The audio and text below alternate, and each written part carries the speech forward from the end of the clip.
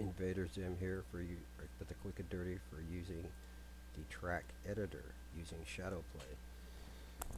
First thing we like to do is activate Shadowplay. So on Shadowplay, you'll be able to find the Shadowplay down in your NVIDIA control panel, which is down there on the lower right hand side of your computer screen. Go to the NVIDIA control console and open it up. Once the NVIDIA control console gets open, you'll be looking at the Shadowplay switchboard. There it is. Okay, see up at the top right hand corner it says Shadowplay right there. Just click on Shadowplay. There's a Shadowplay switchboard. There's like a toggle button right there. You switch it on and off. When it's on, you'll see the green light on the toggle button. You'll have two icons on the lower right hand corner of your screen. One is a little circle, which is a light, and the other is a microphone. Once you've done that, you've activated Shadowplay. So go ahead and turn that down. To activate Shadowplay is press F9 to toggle Shadowplay on and off. F9. So now we make the movie. So we recorded a track in game, and we want to process that track. The tracks are saved in this IL2 Soft Club file, but I have a shortcut on my desktop to get me to that file. You'll also need the track editor from the ATAG website. There it is. You click on it and it'll say choose file. Well, it'll take you to that IL2 Soft Club file. That's where the tracks are stored for the in-game video. So I'll pick one here. I'll pick this one. So we say choose file. There it is. There's a file I've just chosen, and then I tell the video editor to process the track. Now you'll see down here in the lower left hand corner it's going to give you a status of how far along that track is processed. Once it's done, the screen will change and it'll say download. So all you have to do is click download. You'll see it downloading. That's downloading to your downloads file folder. You'll notice here that the name changed from a name to a number. You're going to have to take note of that number because you're going to have to go find that number in your downloads file in just a little bit here. So let's go ahead and do that. Click that down. We'll get rid of that, and we'll use the Windows area here to get to our downloads folder. There we go. And there's our downloads folder. Now we have to find that number that was given by the editor to the track file. Let's change that back to something that we can deal with. So let's change it back to something like we had originally. And I keep a process files folder on my desktop.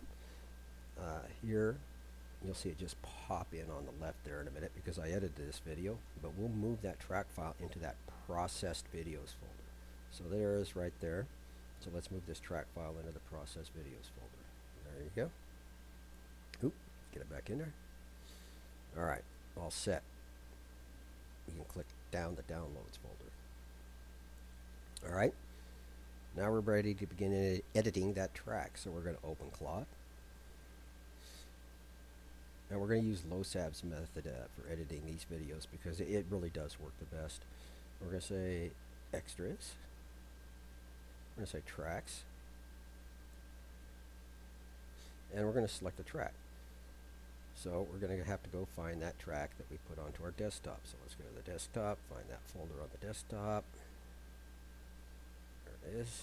And let's go find that track that we just renamed again. Okay, great. Now it'll load in, very similar to the sim as it loads in, and you'll get a menu here.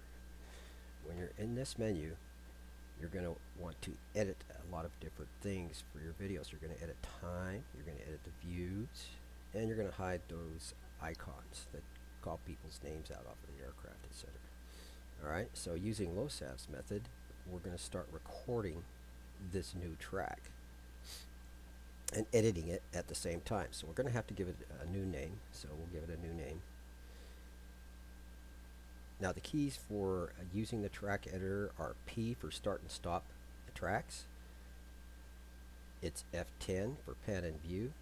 It's a bracket keys left and right for speed up and slow down. F1 and F2 for getting in and out of your cockpit only. It's the only one that the track editor allows you to use.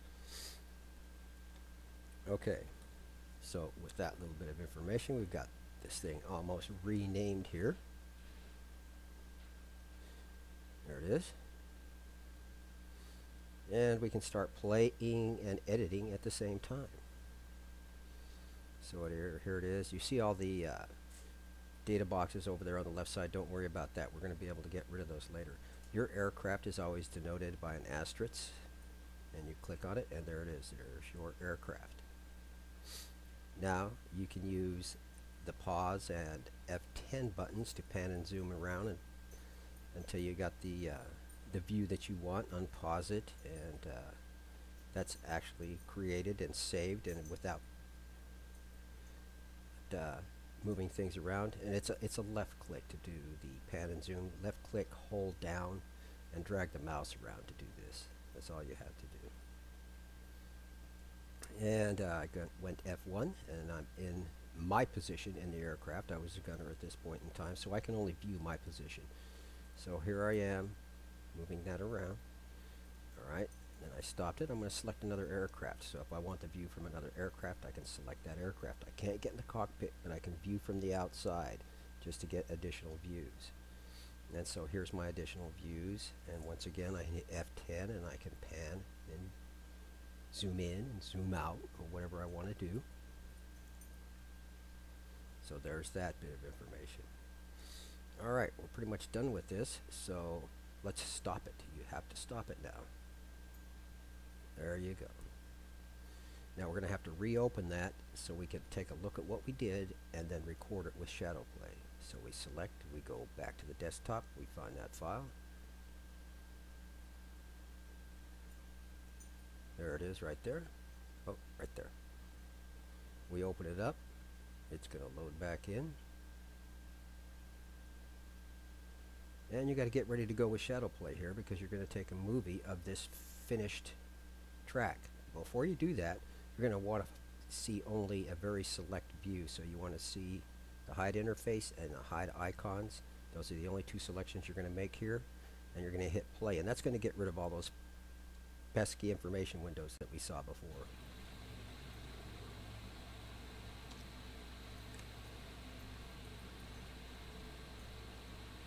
So there we go. We're looking at the video now without the information windows, and all you're looking at is the views that you had selected it and edited earlier. You don't see the mouse arrows, you don't see any of that other corruption that you don't want. So there it is right there. And remember, we said we could use F1 and F2 to pop in and out of our position only. So there we go. There's our position only. And now ShadowPlay's recording all of this now. Remember that. We turn ShadowPlay on. Alright, so now we're all done with it. Now we go to Movie Maker, and we got to edit the movie. Now if we had 5 or 6 different movie sections that we had to edit together, this is where we do it. Movie Maker didn't come stock with Windows 8.1, so I had to go to the Microsoft website and download Movie Maker from their website, and I did that. Here it is, ready to use. Alright, so now we want to bring in the movie that we just made. Now I'm just going to show you a little part of this movie.